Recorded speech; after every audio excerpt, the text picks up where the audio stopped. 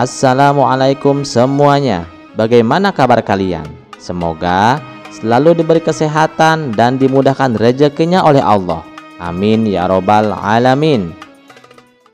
Abu Jahal benar-benar murka. Berkali-kali ia berusaha menjebak dan mempermalukan Abu Nawas, tetapi selalu berakhir sebagai pihak yang kalah. Dendam membakar hatinya. Aku tidak bisa membiarkan ini terus terjadi. Abu Nawas harus menyingkir dari hidupku, geramnya.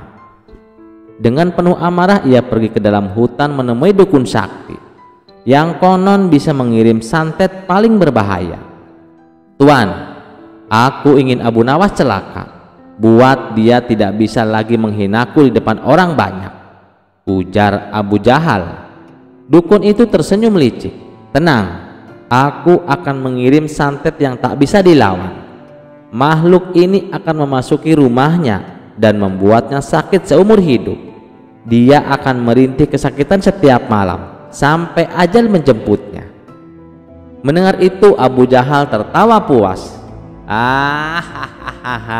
Kali ini Abu Jawas tidak akan selamat.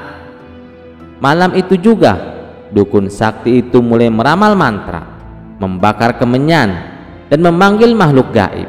Dari dalam asap hitam muncul sosok besar dengan mata merah menyala dan tubuh berasap pekat. Pergilah ke Abu Nawas, celakakan dia, perintah dukun sakti itu. Makhluk itu mengangguk, lalu melesat ke langit menuju rumah Abu Nawas. Saat itu Abu Nawas sedang duduk di rumahnya menunggu waktu sahur. Bulan Ramadan telah tiba dan ia tengah bersiap menjalani ibadah puasa. Di meja kecilnya ada segelas air putih dan beberapa butir kurma. Tiba-tiba angin berhembus kencang dan hawa rumahnya menjadi dingin. Dor! Tiba-tiba muncul sesosok makhluk gaib dari dalam asap hitam. Matanya menyala merah, cakarnya tajam, dan tubuhnya melayang di udara. Aku adalah santet yang dikirim untuk mencelakaimu, Abu Nawas. Malam ini kau akan merasakan penderitaan. Namun alih-alih ketakutan, Abu Nawas hanya tersenyum dan berkata dengan tenang, tunggu dulu, kau datang di bulan Ramadan. Makhluk itu terdiam. Hah? Abu Nawas mengangguk. Bulan ini adalah bulan suci. Kau tahu apa artinya? Makhluk itu mengerutkan dahi. Aku tidak tahu. Abu Nawas tersenyum. Di bulan ini semua setan dan iblis dibelenggu. Artinya kau tidak boleh bekerja untuk hal-hal jahat. Kau juga tidak boleh menyakiti orang yang sedang berpuasa. Makhluk itu mulai gelisah. Tetapi aku harus menjalankan tugasku, Tuan. Siapa yang memberimu tugas? Tanya Abu Nawas. Dukun sakti, jawab makhluk itu. Abu Nawas tertawa kecil. Coba pikir, apakah dukun itu berpuasa? Makhluk itu terdiam. Tidak. Dia tidak berpuasa. Nah, sedangkan aku sedang berpuasa. Seharusnya kau lebih tunduk kepada orang yang sedang taat beribadah, bukan kepada orang yang tidak berpuasa. Makhluk itu mulai kebingungan. Aku tak pernah berpikir seperti itu. Abu Nawas menuangkan segelas air ke dalam cangkir. Duduklah, kau pasti lelah setelah perjalanan jauh. Mau kurma dan air? Makhluk itu semakin bingung. Sepanjang hidupnya sebagai makhluk santet, belum pernah ada manusia yang mengajaknya untuk bersahur. Dengan ragu-ragu, ia duduk di depan Abu Nawas. Aku tidak bisa makan atau minum. Gitu, Mas. Abu Nawas mengangguk bijak. Baiklah, kalau begitu aku akan sahur dulu. Ia mengambil sebutir kurma dan memakannya dengan tenang, lalu meneguk air dengan penuh kenikmatan. Melihat itu, makhluk santet itu tiba-tiba merasakan sesuatu yang aneh di dalam dirinya. Hawa panas dan amarah yang sebelumnya ia bawa mulai menghilang. Tubuhnya yang hitam pekat mulai pudar dan matanya yang merah berubah menjadi lembut. Apa yang terjadi padaku? Abu Nawas tersenyum. Kau telah tersucikan di bulan Ramadan dan kau tidak lagi menjadi alat kejahatan. Makhluk itu tiba-tiba bersujud di hadapan Abu Nawas. mulai hari ini aku tidak mau lagi menjadi alat santet dan aku akan menjadi pelayanmu." Sementara itu di rumahnya, Abu Jahal sedang tertidur nyenyak, bermimpi tentang kehancuran Abu Nawas. Namun tiba-tiba terdengar suara keras di kamarnya. Duar! Ia terbangun dan melihat makhluk santet berdiri di depannya. Apa yang kau lakukan? Bukankah kau seharusnya mencelakai Abu Nawas?" Makhluk itu tertawa. "Aku sudah berubah. Aku tidak lagi menjadi alat kejahatan. Justru aku datang untuk mengembalikan santet ini kepadamu." Tiba-tiba angin berputar-putar di dalam kamar Abu Jahal dan tubuhnya terasa panas. Ia berteriak ketakutan, lalu berlari keluar rumah dalam keadaan setengah telanjang.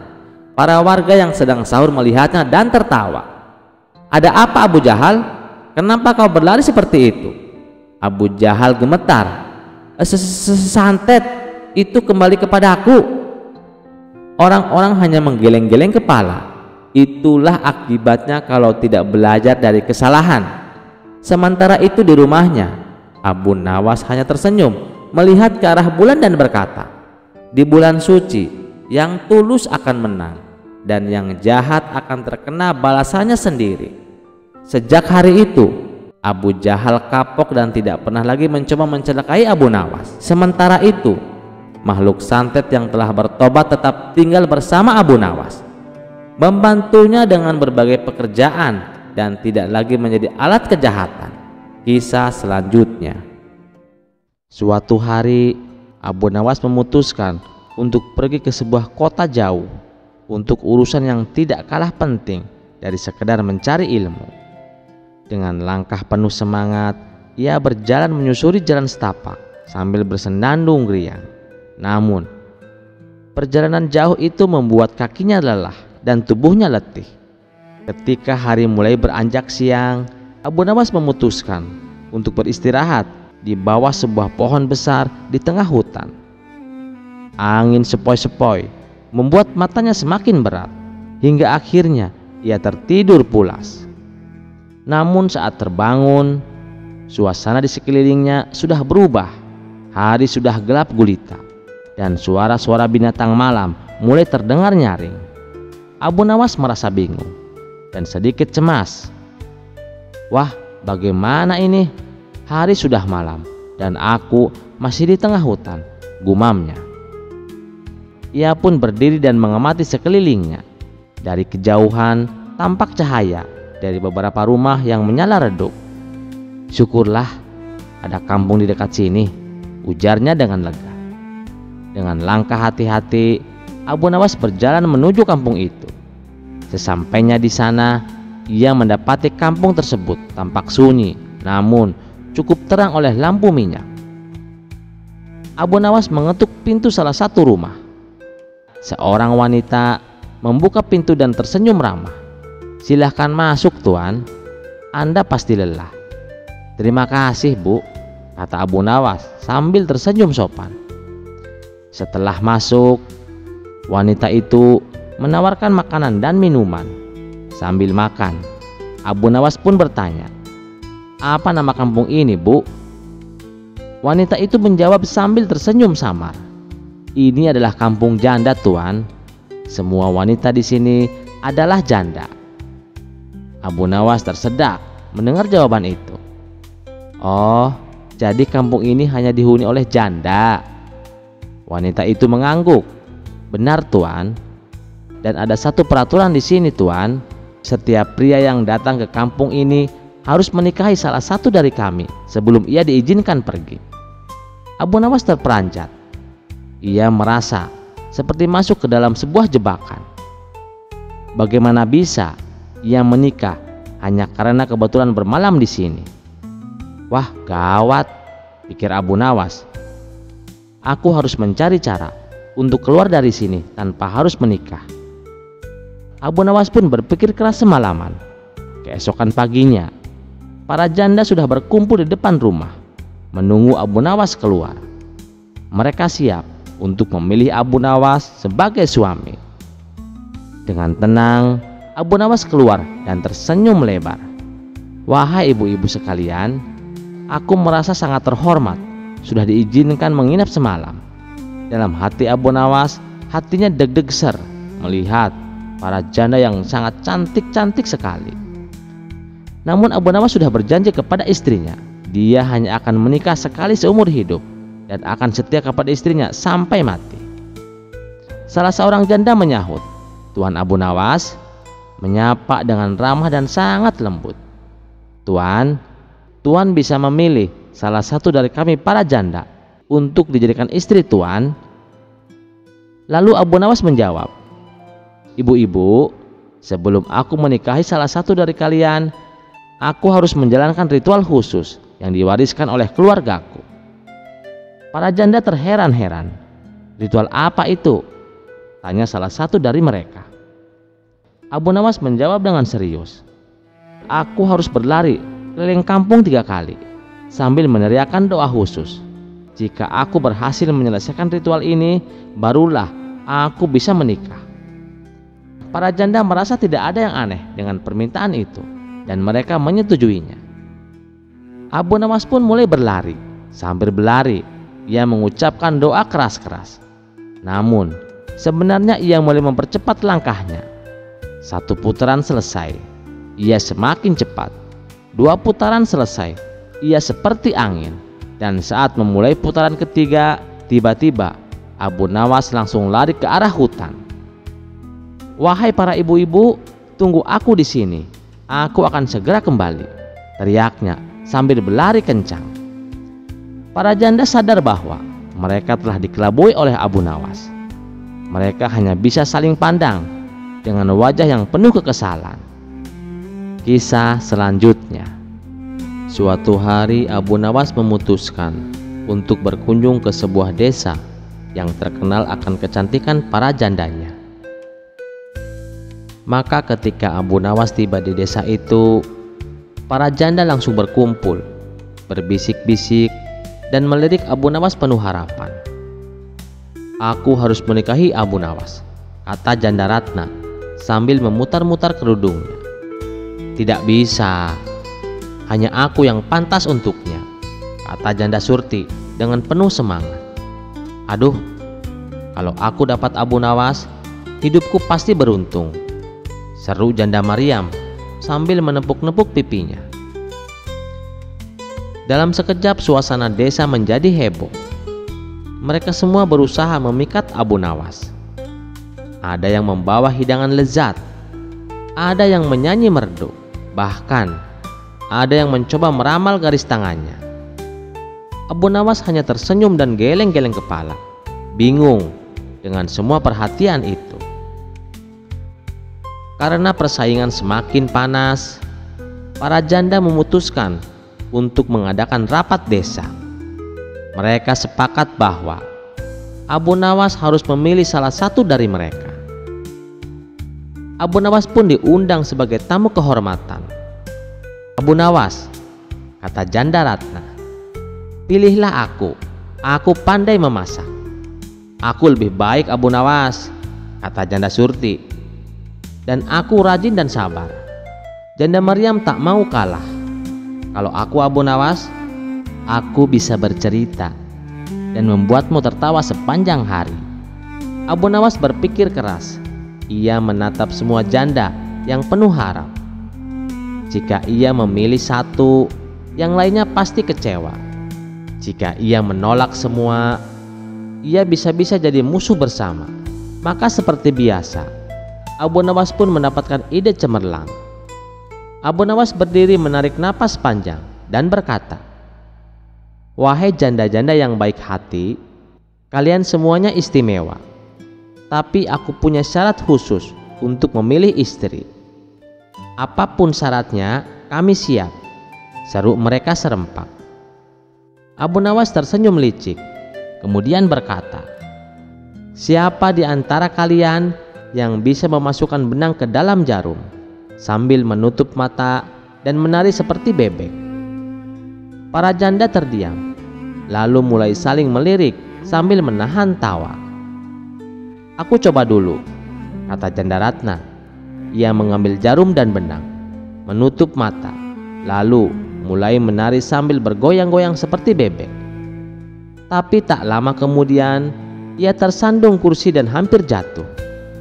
"Aku juga bisa," seru janda Surti.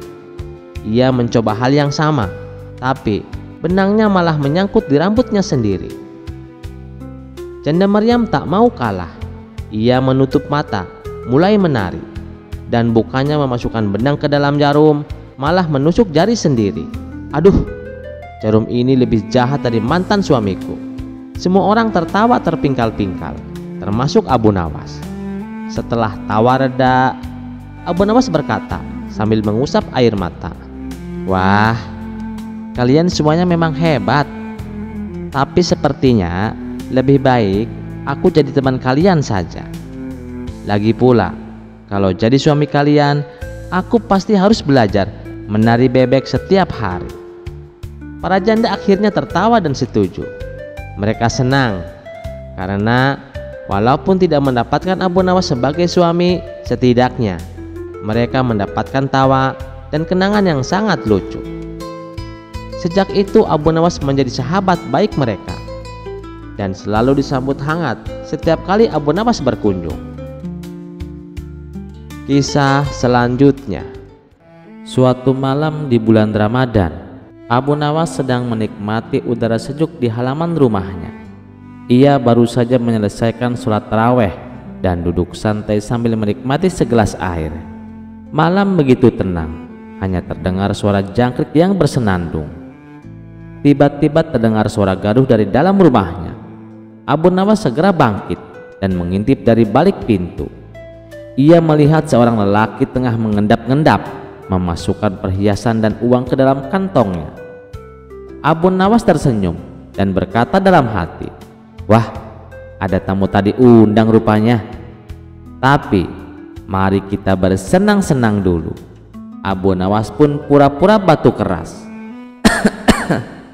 Si maling terkejut dan langsung berusaha kabur. Tapi Abu Nawas dengan tenang berkata, "Wahai sahabatku, kenapa buru-buru pergi? Bukankah bulan Ramadan adalah bulan penuh berkah?" Si maling yang sudah pucat pasi berusaha mencari alasan. Maaf Abu Nawas, aku hanya mencari udara segar di dalam rumahmu Abu Nawas." Abu Nawas tertawa kecil. "Oh begitu, aku baru tahu ada orang mencari udara segar di dalam lemari penyimpanan." Si maling tertunduk malu, tetapi masih berusaha membela diri. "Aku bersumpah Abu Nawas, aku tidak berniat jahat. Aku hanya ingin menguji keimananku di bulan Ramadan." Abu Nawas mengangkat alisnya. "Menguji yang bagaimana maksudmu?" Si maling menjawab dengan penuh keyakinan, "Aku ingin melihat apakah aku bisa tetap berpuasa meskipun aku sedang bekerja keras seperti ini. Dan alhamdulillah, aku belum makan atau minum sejak subuh." Mendengar jawaban itu, Abu Nawas tertawa terpingkal-pingkal. "Jadi menurutmu mencuri adalah pekerjaan halal selama kau tetap berpuasa?" tanyanya dengan geli. Si maling menggaruk kepalanya.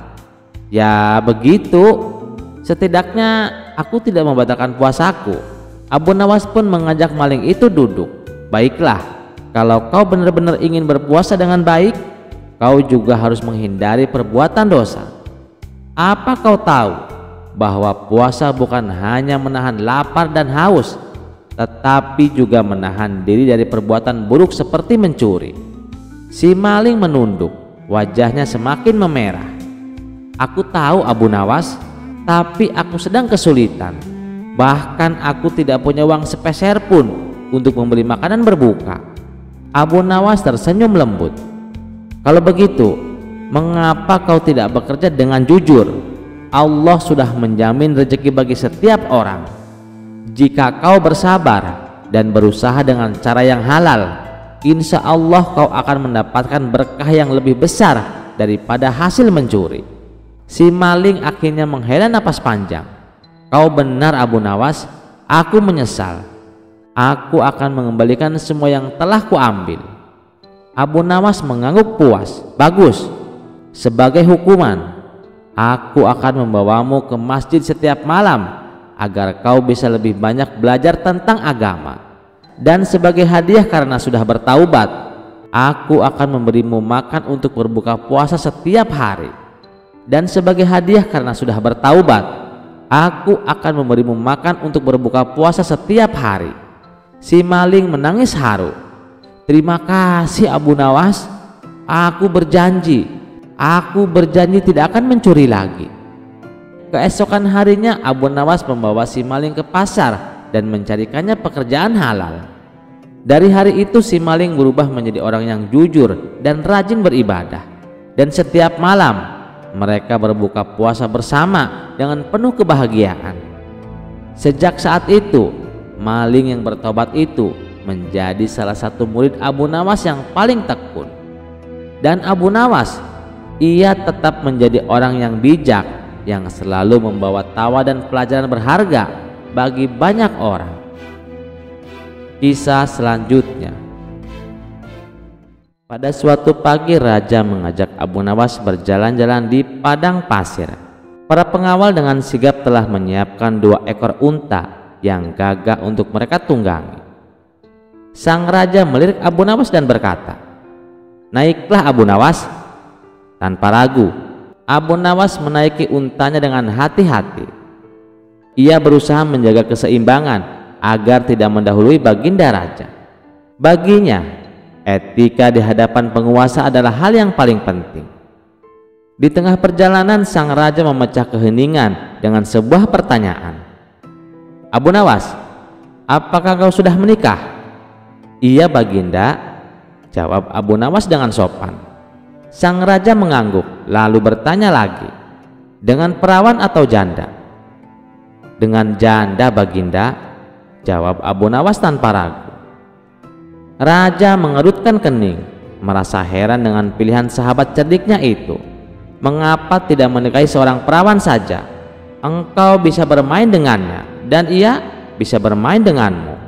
Abu Nawas tersenyum tipis, lalu dengan nada tenang ia menjawab, "Baginda, aku ini memiliki banyak saudari perempuan. Jika aku menikahi seorang janda, maka ada seseorang yang bisa mengurusi mereka, menyisir rambut mereka, serta merawat mereka seperti seorang ibu.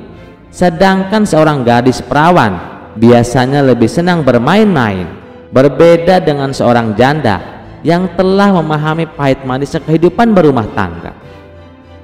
Mendengar jawaban itu, raja terdiam sejenak. Ia kemudian tertawa kecil dan mengangguk penuh kagum. "Abu Nawas, engkau memang selalu punya alasan yang bijak di balik setiap keputusanmu. Pesan yang dapat kita petik dari kisah ini adalah bijaklah dalam mengambil keputusan, karena pilihan yang didasarkan pada pertimbangan matang akan membawa manfaat tidak hanya bagi diri sendiri, tetapi juga bagi orang-orang yang di sekitar kita." Kisah selanjutnya. Raja Harun al-Rasyid duduk di singgasananya dengan senyum penuh kelicikan. Ia tak pernah bosan menguji kecerdasan Abu Nawas. Hari itu, ia memanggilnya ke istana dengan tantangan baru. Ketika Abu Nawas tiba, raja berkata, "Abu Nawas, aku ingin kau menghitung semua bintang di langit. Jika kau bisa melakukannya, aku akan memberikanmu hadiah besar. Tapi jika tidak, kau akan dianggap tidak lagi cerdik dan akan dihukum." Abu Nawas mengelus janggutnya dan menjawab, "Ampun baginda, menghitung bintang di langit itu sangat mustahil baginda." Raja tersenyum penuh tipu daya. "Jadi kau menolak Abu Nawas?" "Tidak baginda, tidak, hamba tidak menolak." "Baiklah baginda, saya akan melaksanakan tugas ini." Saat Abu Nawas keluar dari istana, beberapa menteri menertawakannya. Mereka berbisik-bisik, kali ini Abu Nawas pasti dihukum. Tidak mungkin ia bisa menghitung bintang." Namun Abu Nawas tetap melangkah dengan tenang. Sesampainya di rumah, ia termenung sejenak, lalu tiba-tiba ia tersenyum. Sebuah ide cemerlang muncul di benaknya. Tanpa membuang waktu, ia pergi ke pantai dan mengambil satu karung penuh pasir halus. Ia menggotong karung itu pulang dengan penuh keyakinan.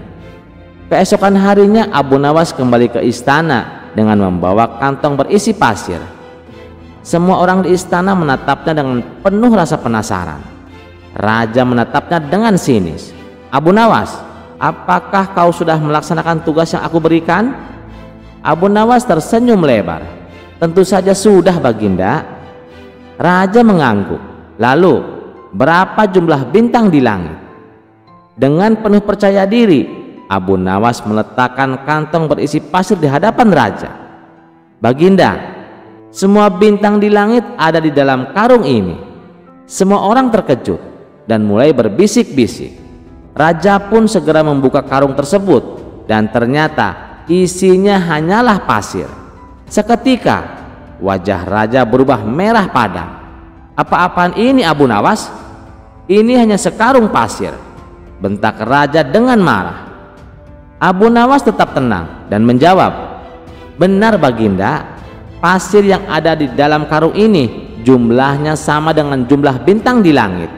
Jika Paduka tidak percaya, silahkan hitung sendiri." Ruangan menjadi hening. Para menteri yang sebelumnya menertawakan Abu Nawas kini terdiam, tak tahu harus berkata apa. Raja pun dibuat pusing 7 keliling. Namun tak lama kemudian ia tertawa terbahak-bahak. "Hahaha, kau memang cerdik, Abu Nawas. Aku mencoba menjebakmu, tapi kau selalu punya cara untuk mengakaliku." Karena kagum dengan kecerdikan Abu Nawas, raja pun menghadiahinya dengan pundi-pundi uang emas. Sementara para menteri yang sempat menertawakannya hanya bisa menelan ludah. Seperti biasa, Abu Nawas pulang dengan kemenangan, membuktikan bahwa akal cerdiknya tak tertandingi. Kisah selanjutnya. Tak bosan-bosan Baginda Raja ingin kembali menguji kecerdasan Abu Nawas. Kali ini ia diperintah untuk membunuh seekor keledai. Meskipun terkesan mudah, tapi ada syarat-syarat tertentu yang tidak boleh dilanggar. Syarat pertama, dia tidak boleh membunuhnya menggunakan benda apapun. Syarat yang kedua, apabila berhasil dilakukan, dia harus punya alasan bahwa dia tidak bersalah atas terbunuhnya keledai tersebut. Dan syarat-syarat inilah yang membuat Abu Nawas berpikir 2 kali untuk menerima tantangan Baginda Raja. "Bagaimana, Abu Nawas? Apakah kamu mampu?" tanya Baginda Raja. Abu Nawas hanya terdiam dan tak menjawab sepatah kata pun. "Kalau kau memang tidak sanggup, bilang saja, Abu Nawas. Nanti sebagai gantinya kau harus memandikan kuda-kuda istana selama sebulan, tapi tanpa bayaran sepeser pun," terang Baginda Raja. "Ini sih tidak adil, Paduka. Saya tidak melakukan kesalahan apapun, tapi kenapa mendapatkan hukuman seperti ini, Paduka?" protes Abu Nawas. "Makanya kalau tidak mau dihukum, terima saja tantanganku," balas Baginda Raja. "Baiklah, Paduka. Tapi hadiah apa yang akan aku dapatkan bila aku berhasil melakukannya?" tanya Baginda Raja. "Hadiahnya besar, Abu Nawas, uang 1000 dinar. Namun bila kau gagal, kau harus memandikan kuda-kuda istana menjadi 2 bulan. Bagaimana?" jawab Baginda Raja. Mendengar itu Abu Nawas pun terkejut. Dalam hati ia berkata, "Ini sih sama saja bohong. Lepas dari kandang buaya tapi masuk perangkap kandang singa." Akhirnya mau tidak mau Abu Nawas menerima tantangan tersebut. "Bagus, apakah ada permintaan?" tanya Baginda Raja. Sejenak Abu Nawas terdiam. Tiba-tiba muncul ide konyol di benaknya. "Boleh saya bawa pulang keledainya, Paduka?" pinta Abu Nawas. "Tentu saja boleh. Tapi buat apa, Abu Nawas?" tanya Baginda Raja heran. "Saya ingin mengajarkan sesuatu kepadanya," ujar Abu Nawas. Baginda Raja pun menyetujuinya. Maka pulanglah Abu Nawas beserta keledai tersebut. Singkat cerita, setelah 3 hari berlalu, Abu Nawas kembali mendatangi istana. Kemudian Baginda Raja meminta Abu Nawas untuk menjalankan tantangan yang telah diberikan kepadanya. Akan tetapi Abu Nawas malah mengaku bahwa dia telah berhasil mengerjain keledainya terbang. Tentu hal ini membuat Baginda Raja tak percaya begitu saja. "Mana mungkin ada keledai bisa terbang? Kau jangan mengada-ngada Abu Nawas," ucap Baginda Raja. "Saya serius Paduka, kalau Paduka mau saya bisa membuktikannya," balas Abu Nawas. Karena penasaran, Baginda Raja pun setuju. Namun salah satu penasihat istana berkata kepada Baginda Raja, "Ampun Paduka yang mulia, lalu bagaimana dengan tantangannya Paduka?" Baginda Raja membalas, "Itu nanti saja. Aku ingin tahu apakah keledai itu benar-benar bisa terbang. Kalau ucapannya bohong, hukumannya akan aku tambahkan menjadi 2 kali lipat." Kemudian Baginda Raja meminta Abu Nawas untuk membuktikannya. "Ayo Abu Nawas, perlihatkan padaku," perintah Baginda Raja. Maka naiklah Abu Nawas ke atas menara istana dengan membawa keledai tersebut. Ketika sudah berada di atas ketinggian, Abu Nawas berkata kepada si keledai, "Ayo terbang," teriak Abu Nawas sambil mendorong keledainya. Keledai itu pun terpelanting jatuh ke bawah dan membentur tanah dengan sangat keras yang membuatnya mati seketika. "Gila kau Abu Nawas, lihatlah keledai itu mati mengenaskan," ucap Baginda Raja. Dengan entengnya Abu Nawas membalas, "Saya sendiri juga heran Paduka. Saya yakin dia terlalu semangat saat latihan terbang. Sayangnya dia lupa cara mendarat Paduka. Paduka lihat sendiri kan kalau dia berhasil terbang dari atas menara. Jadi ini bukan kesalahanku Paduka," ujar Abu Nawas. Mendengar itu Baginda Raja tak bisa membantah, apalagi menyalahkan Abu Nawas. "Lalu bagaimana dengan tantanganmu Abu Nawas?" tanya Baginda Raja. Abu Nawas menjawab, "Bukankah Paduka juga lihat sendiri bahwa saya berhasil membunuhnya tanpa bantuan alat apapun, dan kematiannya bukanlah kesalahanku. Dia telah terbang tanpa tahu caranya mendarat," jelas Abu Nawas. Baginda Raja hanya bisa geleng-geleng kepala mendengar penjelasan Abu Nawas. Tapi kasihan sekali keledai itu Abu Nawas, sesal Baginda Raja. "Loh, Paduka gimana sih? Saya kan hanya menjalankan perintah. Ini semua adalah tanggung jawab Paduka. Kenapa juga memberi tantangan yang aneh-aneh?" tegas Abu Nawas. Sejak saat itu Baginda Raja tak lagi berani memberikan tantangan yang membahayakan, dan sesuai kesepakatan Abu Nawas menerima hadiah 1000 dinar. Kisah selanjutnya. Di sebuah kerajaan yang dipimpin oleh Baginda Raja, terdapat sebuah pasar yang semula ramai dan sejahtera, namun kini berubah menjadi tempat yang penuh ketakutan. 3 orang preman kejam menguasai wilayah itu. Setiap hari mereka memalak para pedagang dengan kasar, tak jarang menggunakan kekerasan. Hasil dari pemalakan itu mereka gunakan untuk mabuk-mabukan, berjudi, dan berfoya-foya dengan perempuan. Perdana Menteri yang mendengar keluhan para pedagang segera melapor kejadian ini kepada Baginda Raja. Dengan wajah muram, sang raja termenung sejenak sebelum akhirnya tersenyum kecil. Ia tahu hanya ada 1 orang yang bisa menangani masalah ini, yaitu Abu Nawas. Ketika dipanggil ke istana, Abu Nawas mendengar dengan seksama keluhan sang raja.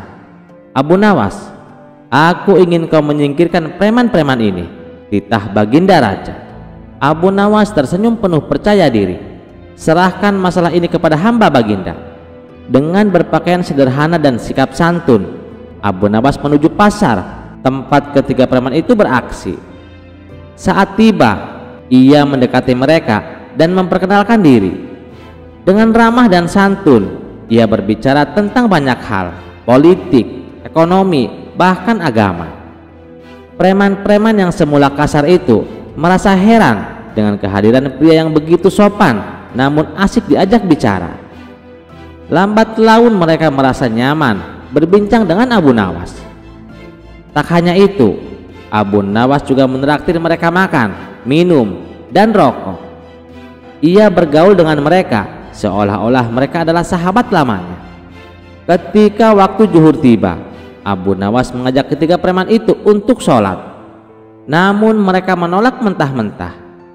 apa gunanya sholat? Kami sudah biasa hidup seperti ini, ujar salah satu preman. Namun Abu Nawas tidak menyerah. Dengan lemah lembut ia berkata, bagaimana jika aku berikan kalian masing-masing 1 dinar setiap kali ikut sholat berjamaah denganku? Mata para preman itu membelalak. Di zaman itu 1 dinar adalah jumlah yang sangat besar. Tanpa pikir panjang, mereka menerima tawaran Abu Nawas. Setiap waktu sholat, mereka datang dan sholat berjamaah dengannya. Awalnya mereka hanya melakukannya demi uang, tapi semakin lama mereka mulai terbiasa. Hari demi hari berlalu, Abu Nawas tetap menemani mereka, memberikan nasihat-nasihat kecil tentang kehidupan. Mereka mulai merasa tenang dan damai setiap kali sholat. Setelah 3 bulan berlalu, kebiasaan sholat mulai mengakar dalam diri mereka. Hingga pada suatu hari Abu Nawas menghilang. Hari pertama tanpa Abu Nawas, ketiga preman itu mulai gelisah. Biasanya mereka akan sholat berjamaah dengannya, tapi kini ia tak ada. Hari kedua dan ketiga pun berlalu, namun Abu Nawas tetap tidak muncul. Mereka mulai merasa kehilangan, bukan karena uang 1 dinar, tetapi karena perasaan damai yang selalu hadir saat bersama Abu Nawas. Dalam kebingungan, mereka duduk di teras masjid hingga seorang ustadz mendekati mereka. Ada apa? Kalian tampak gelisah, tanyanya. Salah satu dari mereka pun bercerita tentang pria misterius yang telah mengubah hidup mereka. Mereka tidak menyadari bahwa tanpa paksaan kini mereka berubah. Mereka tidak lagi merampok dan memalak, bahkan mereka mulai mencari pekerjaan halal untuk menghidupi diri sendiri. Sang ustadz tersenyum dan berkata, Abu Nawas telah menyadarkan kalian dengan cara yang luar biasa. Kini teruslah di jalan kebaikan. Sejak hari itu, ketiga preman itu benar-benar bertaubat. Pasar kembali aman dan para pedagang tak lagi merasa takut. Ketika Baginda Raja mendengar kisah ini, ia tertawa puas. Abu Nawas memang selalu punya cara yang unik. Dia tidak hanya menyingkirkan preman, tetapi juga mengubah mereka menjadi orang baik. Dan begitulah kisah bagaimana kecerikan Abu Nawas. Ia mampu mengubah 3 preman menjadi pribadi yang lebih baik, tanpa kekerasan, hanya dengan kesabaran dan kebijaksanaan. Kisah selanjutnya, menjelang bulan suci Ramadan, sudah menjadi kebiasaan Abu Nawas untuk mengumpulkan kayu bakar di hutan. Kayu itu nantinya akan digunakan sebagai bahan bakar untuk memasak selama bulan puasa. Sehari sebelum Ramadan tiba, Abu Nawas bergegas pergi ke hutan dengan membawa kampak andalannya. Sesampainya di hutan, ia segera mengumpulkan kayu bakar dengan tekun. Seharian bekerja, ia berhasil mengumpulkan 10 ikat kayu bakar. Saat azan berkumandang, Abu Nawas menyadari bahwa hari sudah siang. Aku harus pulang, gumamnya. Ia pun memikul 1 ikat kayu bakar dan berjalan kembali ke rumah. Setibanya di rumah, Abu Nawas segera mandi untuk membersihkan diri, lalu menunaikan sholat zuhur.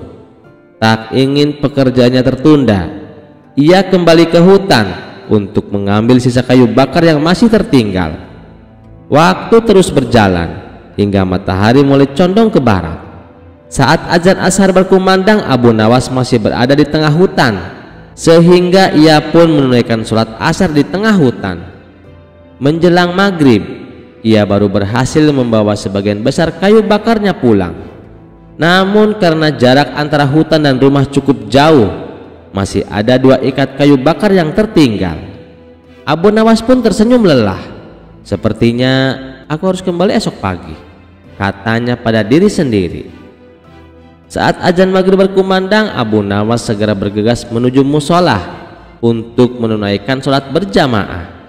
Ia merasa lega bisa menjalankan sholat bersama para jamaah di malam yang penuh berkah.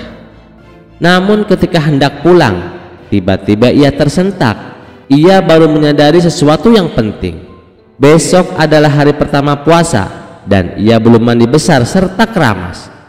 Astagfirullahaladzim, aku belum mandi suci, padahal besok kan sudah mulai puasa ya, gumamnya panik. Abu Nawas pun merasa gelisah. Ia bingung, apa mandi besar sebelum puasa adalah kewajiban atau hanya sunnah? Tanpa berpikir panjang, ia segera mendekati seorang ulama yang masih duduk di tempat imam. "Maaf Tuan Ulama," kata Abu Nawas dengan wajah penuh kebingungan. "Saya baru ingat kalau saya belum mandi besar, sedangkan besok adalah hari pertama puasa. Bagaimana hukumnya? Apakah saya wajib mandi sebelum puasa dimulai?" Sang ulama tersenyum lembut mendengar pertanyaan itu. Dengan tenang ia menjawab, "Wahai Abu Nawas, mandi sebelum puasa Ramadan bukanlah sesuatu kewajiban, namun dianjurkan sebagai bagian dari kebersihan dan persiapan ibadah. Beberapa ulama menyebutkan bahwa mandi itu termasuk dalam mandi sunnah yang dilakukan sebelum ibadah besar seperti puasa atau sholat berjamaah di hari raya." Abu Nawas mengangguk-angguk mendengarkan dengan seksama. Sunnah ini bertujuan agar kita memasuki bulan suci dalam keadaan bersih dan segar. Meskipun tidak wajib, mandi ini memiliki nilai baik untuk dilakukan dengan niat yang tulus dan tata cara yang benar. Ibadah puasa pun dapat dijalankan dengan lebih nyaman dan penuh keberkahan. Bahkan dikisahkan ketika Nabi Shallallahu Alaihi Wasallam ketemu waktu subuh, sementara posisi beliau belum mandi junub karena habis berhubungan badan sebelum waktu subuh. Setelah itu Nabi mandi dalam rangka menghilangkan hadas setelah masuk adzan subuh, dan lalu beliau berpuasa.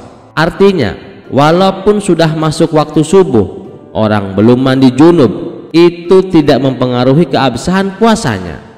Maka dalam hal ini mandi ketika puasa itu tidak diwajibkan atau tidak diharuskan, lanjut sang ulama.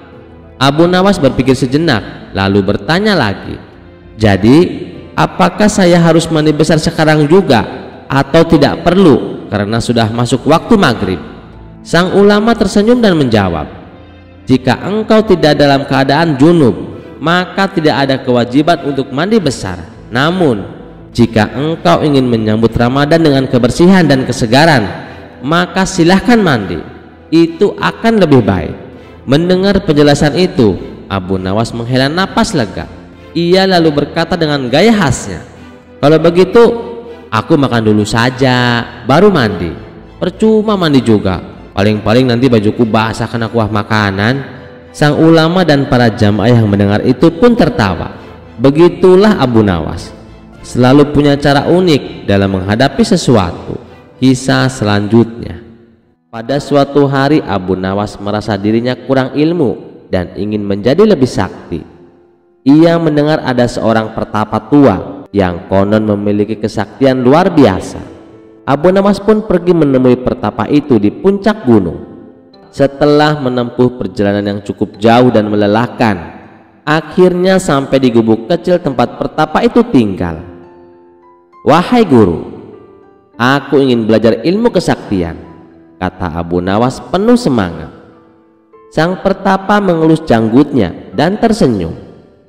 "Anak muda, untuk belajar ilmu kesaktian itu butuh kesabaran dan pengorbanan. Apakah kau siap?" "Tentu guru," jawab Abu Nawas dengan penuh keyakinan. Sang pertapa pun berkata, "Baiklah, ada ujian yang harus kamu lalui sebelum aku mengajarkan ilmu kesaktianku." Sang pertapa membawa Abu Nawas ke sebuah batu besar dan berkata, "Jika kau ingin menjadi sakti, kau harus mengangkat batu ini." Abu Nawas berusaha mengangkatnya. Ia menarik nafas dalam-dalam dan mendorong dengan sekuat tenaga. Namun batu itu tidak bergerak sama sekali. Abu Nawas terjatuh ke tanah sambil megap-megap. "Guru, ini mustahil. Batu ini terlalu berat, guru." Sang pertapa pun tersenyum. "Pelajaran pertama, jangan memaksakan diri pada sesuatu yang tidak bisa kau ubah. Gunakan akal, bukan otot." Abu Nawas mengangguk sambil berpikir, "Oke, kalau begitu aku akan pakai akal di ujian berikutnya." Sang pertapa lalu berkata, "Sekarang kau harus bertapa di dalam hutan selama 1 malam tanpa makan dan tanpa minum." Abu Nawas mengangguk dan pergi ke dalam hutan. Namun baru beberapa jam perutnya mulai keroncongan Saat itulah ia melihat ada seekor ayam lewat. Tanpa berpikir panjang, Abu Nawas menangkap ayam itu dan memasaknya. Aku memang tidak boleh makan di hutan, tapi siapa bilang aku tak boleh makan di dekat hutan, katanya sambil tersenyum licik. Keesokan harinya, ia kembali ke pertapa dengan wajah puas. Sang pertapa bertanya, "Apakah kau berhasil bertapa?" Abu Nawas menjawab, "Tentu guru, aku tetap di dekat hutan dan berhasil bertahan." Sang pertapa tertawa dan berkata, "Pelajaran kedua, orang cerdik selalu mencari jalan keluar dalam situasi sulit." Abu Nawas mengangguk bangga. "Aku siap untuk ujian terakhir, guru." Sang pertapa lalu berkata, "Sekarang ujian terakhir. Kau harus tetap tersenyum meskipun aku memarahimu dan menghina dirimu." Abu Nawas mengangguk. Lalu sang pertapa mulai mencaci maki Abu Nawas. "Kau ini bodoh, pemalas, tidak pantas jadi muridku." Abu Nawas tetap tersenyum. Sang pertapa semakin marah. "Kau tidak punya otak, bahkan kucing lebih pintar darimu." Abu Nawas tetap tersenyum. Sang pertapa mulai curiga. "Kenapa kau tetap tersenyum, Abu Nawas?" Abu Nawas menjawab santai, "Karena aku sudah belajar dari 2 ujian sebelumnya, guru." "Maksudmu?" tanya sang pertapa. Abu Nawas tersenyum licik. "Aku tidak mau memaksakan diri seperti mengangkat batu, dan aku selalu mencari jalan keluar dalam situasi sulit. Maka dari itu aku menutup telinga dari tadi agar tak mendengar hinaanmu." Sang pertapa terdiam lalu tertawa terbahak-bahak. "Kau memang cerdik, Abu Nawas. Baiklah, kau tak butuh ilmu sakti karena kecerdikanmu sudah lebih hebat dari kesaktian." Abu Nawas pun pulang dengan bangga, merasa bahwa kecerdikan adalah ilmu yang paling sakti yang pernah ia pelajari. Kisah selanjutnya dikisahkan pada suatu hari di Baghdad. Tersiar kabar bahwa seorang pendeta terkenal datang ke kota. Pendeta ini dikenal sangat pandai berdebat dan sering mempermainkan lawan bicaranya. Kali ini ia berniat mempermalukan kaum muslim dengan berpura-pura masuk Islam dan mengajukan pertanyaan-pertanyaan sulit. Raja yang mendengar kabar ini sangat geram. Akhirnya memanggil Abu Nawas ke istana. "Abu Nawas, aku ingin kau menghadapi pendeta licik itu. Buktikan kepadanya bahwa Islam tak bisa dipermainkan," perintah Baginda Raja dengan suara lantang. Abu Nawas tersenyum santai. "Tenang Baginda, serahkan saja padaku. Aku akan membuatnya pusing 7 keliling." Keesokan harinya di istana yang megah, pendeta itu datang dengan wajah penuh percaya diri. Ia berdiri di hadapan Baginda Raja dan berkata, "Wahai Baginda Raja, aku ingin masuk Islam, tapi ada beberapa pertanyaan yang ingin aku tanyakan sebelum aku benar-benar yakin." Baginda Raja tersenyum dan berkata, "Tentu saja, kau boleh bertanya kepada orang yang paling cerdik di negeri ini, yaitu Abu Nawas." Abu Nawas melangkah maju dengan senyum jenaka di wajahnya. "Silahkan Tuan Pendeta, apa yang ingin kau tanyakan?" Pendeta itu tersenyum licik dan berkata, "Jika benar Allah itu maha kuasa, bisakah dia menciptakan batu yang begitu besar hingga dia sendiri tidak bisa mengangkatnya?" Baginda dan para ulama yang mendengar itu terdiam. "Ini pasti pertanyaan licik dan menjebak," gumam Abu Nawas. Tapi Abu Nawas dengan tenang menjawab, "Oh, tentu bisa." Pendeta terbelalak. "Apa? Benarkah?" Abu Nawas mengangguk santai. "Ya bisa, tapi setelah menciptakan batu sebesar itu, Allah juga bisa membuat kekuatan yang lebih besar lagi untuk mengangkat batu tersebut. Beres kan?" Pendeta terdiam sejenak. Wajahnya mulai tegang. Ia tak menyangka jawaban Abu Nawas begitu sederhana namun cerdas. "Baiklah kalau begitu. Pertanyaanku yang kedua, di manakah arah wajah Allah menghadap saat dia tidur?" Tanyanya dengan licik. Abu Nawas dengar lebar. "Nah, ini pertanyaan bagus. Tapi sebelumnya, bisakah kau menjelaskan kepadaku kapan Allah tidur dan sejak kapan dia mengantuk? Pendeta terbata-bata. Saya nggak tahu sih. Abu Nawas melanjutkan, Allah itu tidak tidur Tuan Pendeta, tidak mengantuk dan tidak pernah lelah. Jadi pertanyaanmu tadi tidak berlaku. Pendeta itu mulai berkeringat dingin. Oh, baiklah kalau begitu. Pertanyaanku yang ketiga. Pendeta mencoba bertanya lebih licik lagi. Kalau begitu, tunjukkan kepadaku bentuknya malaikat maut. Abu Nawas tersenyum jahil. Oh, gampang sekali. Namun ada syaratnya. Apa syaratnya? Pendeta penasaran. Abu Nawas menjawab dengan santai. Kau harus mati dulu. Setelah itu, aku akan menunjukkan malaikat maut kepadamu. Semua orang di istana tertawa terbahak-bahak. Pendeta itu gemetar. Ia tak menyangka Abu Nawas bisa sepintar ini. Pendeta mulai panik, tapi ia belum mau menyerah. Oke, pertanyaan terakhir.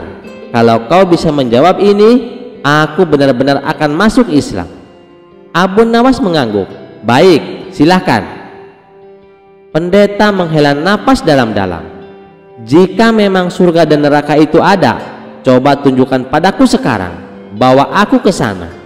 Abu Nawas berpikir sejenak, lalu tersenyum. Oh, gampang, ikut aku. Abu Nawas lalu membawa pendeta itu ke dapur istana. Di sana, para juru masak sedang memasak makanan yang sangat enak. Aroma daging panggang dan rempah-rempah memenuhi udara. Abu Nawas berkata, ini adalah surga, tempat yang dipenuhi dengan kenikmatan dan kelezatan. Pendeta itu mengangguk-angguk. Wah, lezat sekali baunya. Abu Nawas kemudian membawa pendeta ke ruangan penyimpanan kayu bakar. Ruangan itu gelap, panas, dan penuh asap. Nah, ini neraka, panas, pengap, dan bikin sesak nafas. Pendeta mulai protes. Tunggu, ini cuma dapur dan gudang. Kau menipuku, Abu Nawas. Abu Nawas terkekeh-kekeh. Bukankah kau sendiri yang bilang ingin melihat surga dan neraka sekarang? Surga dan neraka yang sesungguhnya bisa kau lihat setelah kau mati. Berani kau mati sekarang? Pendeta mundur sambil menggeleng-geleng keras. Tidak, aku belum siap mati. Abu Nawas mengangkat bahu. Ya sudah, kalau kau belum siap mati, jangan tanya yang aneh-aneh. Merasa kalah telak, pendeta itu akhirnya mengakui kekalahannya. Ia pun berlutut di hadapan Baginda Raja. Ampun Baginda, aku memang pura-pura masuk Islam hanya untuk mempermainkanmu. Tapi ternyata Abu Nawas lebih licik dariku. Aku menyerah. Baginda Raja tertawa terbahak-bahak sambil berkata, dasar Abu Nawas, kau memang jenius.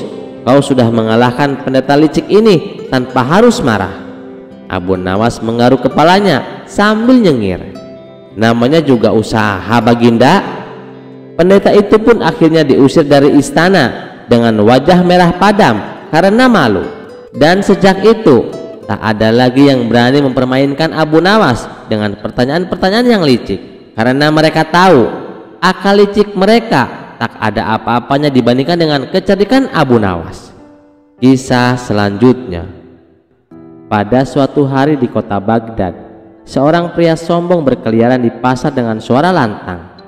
Ia sering menantang orang-orang di sekitarnya dengan ucapan yang penuh kesombongan.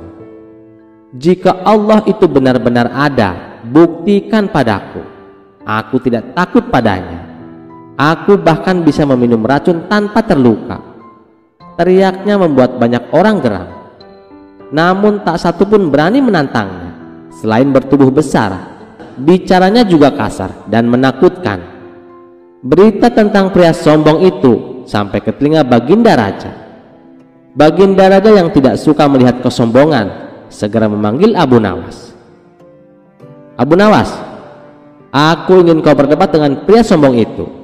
Jika kau bisa membungkamnya, aku akan memberimu hadiah besar, titah Baginda Raja. Abu Nawas pun menerima tantangan tersebut. Keesokan harinya, ia pergi ke alun-alun kota, di mana pria sombong itu telah mengumpulkan massa dengan ucapannya yang menantang Tuhan. Dengan santai Abu Nawas berdiri di tengah kerumunan dan berkata, "Wahai Tuan Besar, aku dengar kau merasa berani menantang Allah. Benar sekali. Apa kau juga ingin menantangku? Aku tidak takut pada siapapun, termasuk Tuhanmu." Abu Nawas tersenyum. "Baiklah, jika kau memang sehebat yang kau katakan, aku ingin menguji keberanianmu. Minumlah racun ini." Abu Nawas mengeluarkan sebuah botol kecil berisi cairan hitam pekat. Pria itu terkejut, tetapi ia tak ingin terlihat takut di depan orang banyak. "Apa racun itu benar-benar mematikan?" tanyanya sedikit ragu. "Tentu saja, hanya orang yang percaya kepada Allah yang akan selamat setelah meminumnya," jawab Abu Nawas dengan nada meyakinkan. Kerumunan semakin riuh. Semua mata tertuju pada botol kecil itu. "Kalau begitu, buktikan dulu omonganmu," tantang pria sombong itu. Tanpa ragu, Abu Nawas mengambil botol itu dan meneguk isinya. Ia bahkan berdecak nikmat. Rasanya enak sekali, seperti madu," katanya santai. Orang-orang tercengang. "Subhanallah, Abu Nawas selamat," seru mereka. Tak mau kalah, pria sombong itu merebut botol tersebut dan menenggaknya sekaligus. Namun seketika itu juga wajahnya berubah. Ia mulai muntah-muntah dan tubuhnya gemeteran. "Apa ini? Kenapa tubuhku panas sekali?" teriaknya panik. Abu Nawas terkekeh. "Tuan, itu bukan racun, hanya campuran cuka dan rempah-rempah. Namun rasa mual dan pusingmu berasal dari ketakutanmu sendiri. Kau tahu mengapa aku tidak apa-apa? Karena aku percaya kepada Allah, Sang Pencipta segala sesuatu dengan sempurna." Pria sombong itu terdiam, wajahnya memerah, lalu ia tertunduk malu. Dengan suara lirih ia berkata, "Aku salah. Aku tidak seharusnya menghujat Allah. Ampuni aku ya Allah," katanya sambil berlutut di hadapan Abu Nawas. Abu Nawas tersenyum penuh kemenangan. "Hai pria sombong, semoga kejadian ini menjadi pelajaran bagimu bahwa kekuatan manusia tak ada apa-apanya dibandingkan dengan kekuasaan Allah." Dari kejauhan Baginda Raja yang menyaksikan kejadian itu mengangguk puas. Ia pun memberikan hadiah besar kepada Abu Nawas sebagai tanda penghargaan atas kecerdikannya. Sementara itu, pria sombong itu pergi dengan kepala tertunduk, menjadi bahan tertawaan orang-orang di alun-alun. Kisah selanjutnya. Di sebuah desa yang damai, tiba-tiba terjadi kejadian aneh yang menghebohkan warga. Hampir setiap hari, banyak penduduk mengalami kesurupan. Namun beruntungnya, ada seorang ulama sakti yang mampu menyembuhkan mereka hanya dengan sekali sentuhan. Warga desa pun sangat menghormatinya dan menganggapnya sebagai orang suci. Kabar tentang ulama sakti itu akhirnya sampai ke telinga Abu Nawas. Dengan rasa penasaran, ia memutuskan untuk datang dan melihat sendiri keajaiban yang terjadi di desa tersebut. Setelah menempuh perjalanan jauh, akhirnya Abu Nawas sampai di rumah ulama sakti itu. Abu Nawas mengetuk pintu dan mengucapkan salam. "Assalamualaikum Tuan." Namun alih-alih menjawab salam, ulama sakti itu justru terlihat marah. "Siapa kamu? Berani-beraninya masuk ke rumahku tanpa izin?" Abu Nawas tetap tenang dan berkata, "Tuan, saya sudah mengucapkan salam, tapi Tuan sendiri yang tidak menjawabnya." Ulama sakti itu mengeringitkan dahi dan bertanya dengan suara angkuh, "Apa maksud kedatanganmu ke sini?" "Saya hanya ingin mengenal lebih jauh tentang Tuan yang katanya bisa menyembuhkan orang-orang kesurupan," jawab Abu Nawas. Tiba-tiba ulama sakti itu berkata dengan nada penuh wibawa, "Kalau begitu, berlututlah dan sembahlah aku. Aku adalah ulama sakti yang dihormati di desa ini." Mendengar itu, Abu Nawas tertawa kecil dan berkata, "Maaf Tuan, aku hanya menyembah Allah yang Maha Kuasa. bukan kepada manusia. Wajah ulama sakti itu berubah marah. Apa kamu tidak takut kepadaku? Aku bisa saja membuatmu celaka. Abu Nawas tetap tenang dan menjawab, kenapa kau harus takut? Tuhan hanyalah makhluk ciptaan Allah, seperti halnya aku dan semua yang ada di dunia ini. Mendengar jawaban itu, ulama sakti itu mulai gelisah. Sorot matanya mulai berubah dan tubuhnya mulai gemetar. Tak lama kemudian, dia pun tertawa terbahak-bahak, tetapi tawanya semakin lama semakin menyeramkan. Warga desa yang melihat kejadian itu mulai curiga. Tiba-tiba, tubuh ulama sakti itu berubah. Sosoknya yang tadinya tampak manusiawi, kini berubah menjadi makhluk mengerikan dengan wajah hitam legam dan mata yang menyala merah.